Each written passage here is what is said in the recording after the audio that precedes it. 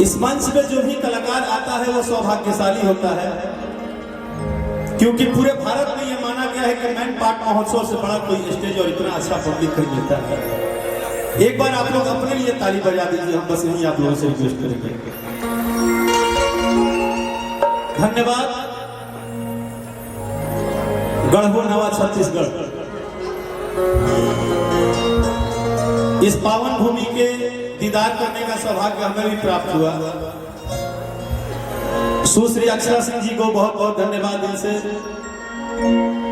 इस महोत्सव में आने का सौभाग्य जो उन्होंने दिया। सर्वप्रथम यहाँ पे आए तमाम बड़े बुजुर्ग जो भी प्रशासन से हैं, जो भी हर विभाग से हैं, जितने भी हमारे दर्शक बंधु, हमारे गार्जियन, हमारे भगवान श्रोताएं हैं, आप सबको मैं राकेश मिश्रा यहीं से पैर छू के प्रणाम करता हूँ। एक ताली बजा के अपना आशीर्वाद मुझे दे दीजिएगा। Thank you.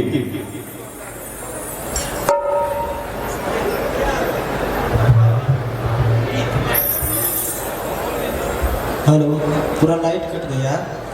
हेलो, सबसे पहले तो श्री अमरजीत भगत जी, मंत्री छत्तीसगढ़ शासन, आपको दिल की गहराइयों से कलाकार होने के नाते हम पूरी टीम दिल से बहुत बहुत आभार प्रकट करते हैं। ताली बजा के इनको अपना आशीर्वाद जरूर दीजिएगा।